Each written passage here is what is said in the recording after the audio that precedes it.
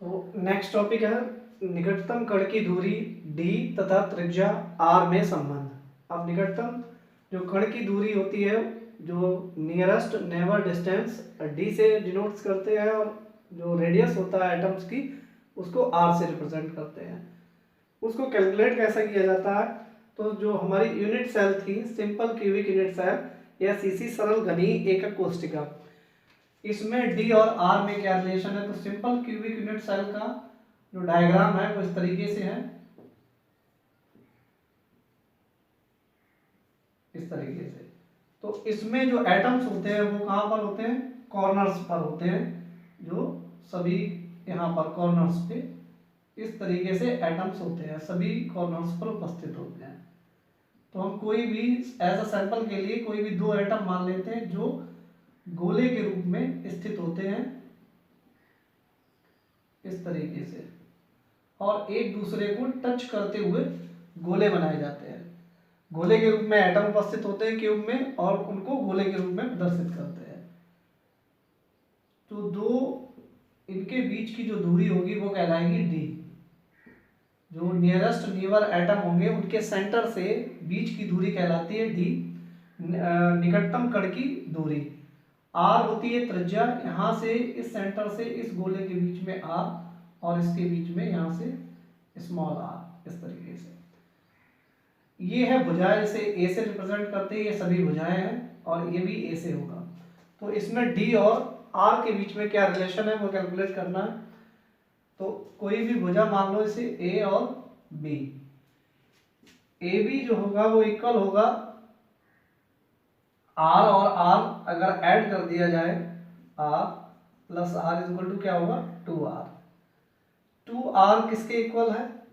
Nearest जो नीवर है उसके d के, और ये d किसके इक्वल होगा? ये दूरी भी कहलाएगी a के इक्वल है। तो d इज इक्वल टू क्या आया? 2r। तो r इज इक्वल टू क्या है? d by 2। r और d में ये रिलेशन आएगा, और इसी जगह पर d किसके इक्वल है? a के, तो r इज इक्वल टू क्या हो जाएगा? a by 2। r is equal to a by 2।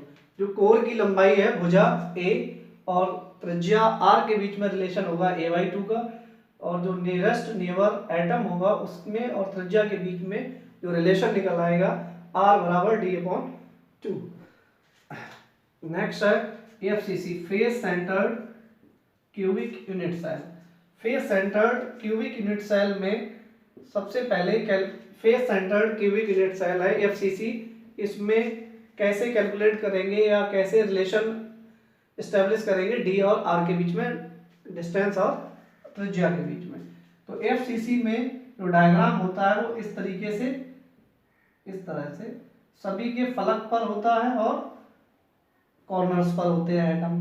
तो इसमें कैलकुलेट करने के लिए कोई भी फलक में हम देख लेते हैं एज अ सैंपल के तौर पर कि सपोज ये है। तो इसमें क्या है कि जो एटम एक यहाँ पर उपस्थित होगा, एक यहाँ पर होगा और यहाँ पर जो एटम उपस्थित होंगे वो कैसे होंगे? गोले के रूप में, और एक दूसरे को टच करते हुए गोले होंगे इस तरह से। ये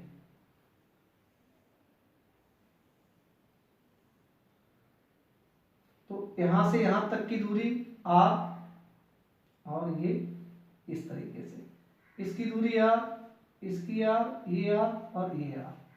यहाँ से इस गोले के बीच की दूरी r, और इस गोले से इस साइड की r, और यहाँ से यहाँ तक की ये स्मॉल r, और यहाँ से यहाँ तक small r।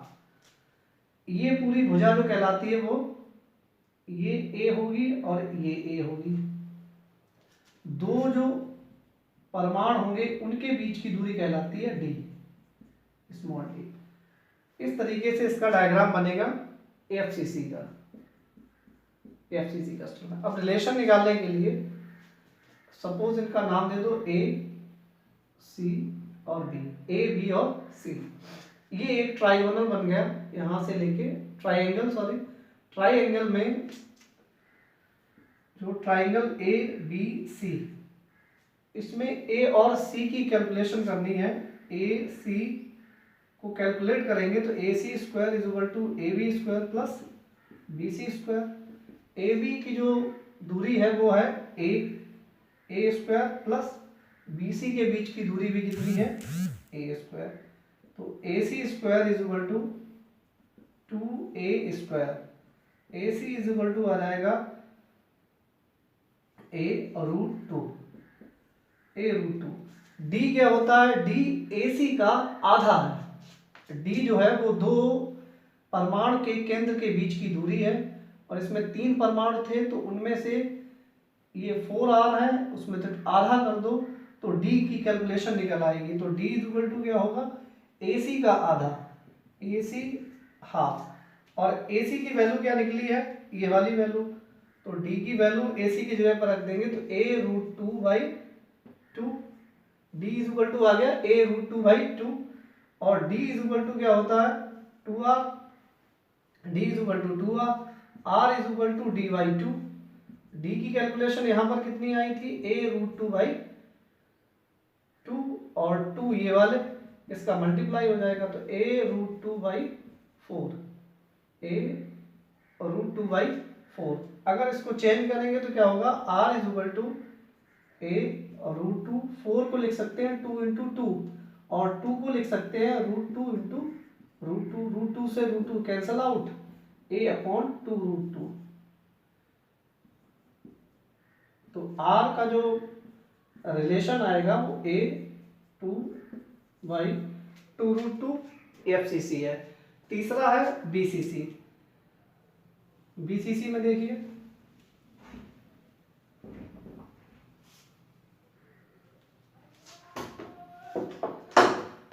Body centered cubic unit cell. Body centered और FCC का जो ये जो दूरी आई थी वो a√2 आई है इस यहाँ की। इस AC की जो यहाँ से कैलकुलेशन की थी वो कितनी थी a√2 इसकी। अब इसी वैल्यू का यूज करेंगे जब हम BCC का निकालेंगे। तो BCC का स्ट्रक्चर देख लो। BCC में स्ट्रक्चर क्या होता है, इस तरीके से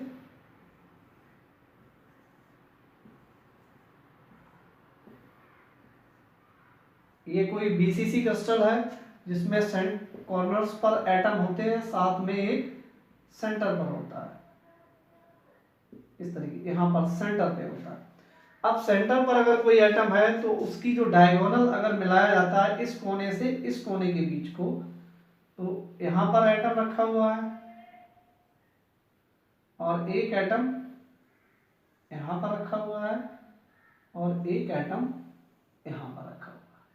तो ये डायगोनली हो गया। यहाँ पर भी इसके बीच की, सेंटर के बीच की दूरी स्मॉल डी, ये भी स्मॉल आर, ये स्मॉल आर, ये स्मॉल आर। इस तरीके से यहाँ से यहाँ तक की दूरी स्मॉल आर, ये स्मॉल आर और ये स्मॉल आर, और यहाँ पर भी ये स्मॉल आर। अब इसमें भी ट्राइंगल होगा। इसमें जो ट्राइंगल बनेगा वो देखिए, यहाँ से यहाँ तक को अगर मिला दिया जाए बॉडी सेंटर्ड में, तो ये एक A, B और C, तो इसमें भी एक त्रिभुज बनेगा A, B और C, जिसमें ये हाइपोटेन्यूज क्या है, तो AC square is equal to AB square plus BC square. A और B के स्क्वायर के बीच ये भुजा है A, और ये अभी निकाला ही था फलक है, ये नीचे वाला एक फलक है, और ये फेस है। फेस के जो बीच की दूरी निकाली थी हमने, वो निकाली थी a√2। अभी फेस का जो डायग्राम सॉल्व किया था उसमें a√2 आया था ये value.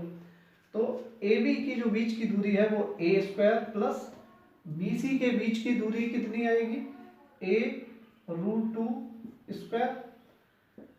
AC square is equal to a square plus a square 2, इसको इस तरीके से लिख लो 2a स्क्वायर, 2a स्क्वायर, और ये हो जाएगा 3a square. AC square is equal to a√3। ये AC का मान निकल गया है। AC अब हमें निकालना है D इज इक्वल टू क्या होगा, AC/2। AC का आधा D होता है। AC की वैल्यू आई है a√3/2। 2 यहाँ से a√3/2। अब d इज इक्वल टू क्या होता है, d इज इक्वल टू होता है 2r, d is equal to यहाँ से यहाँ तक 2r, r is equal to d/2। d की वैल्यू यहाँ से आई कैलकुलेट करके a√3/2 और 2 ये मल्टीप्लाई 4 a√3/4, तो r is equal to a√3/4। ये निकल के आया body centered cubic unit cell का। तो तीनों का कंपैरिजन एक बार देख लो।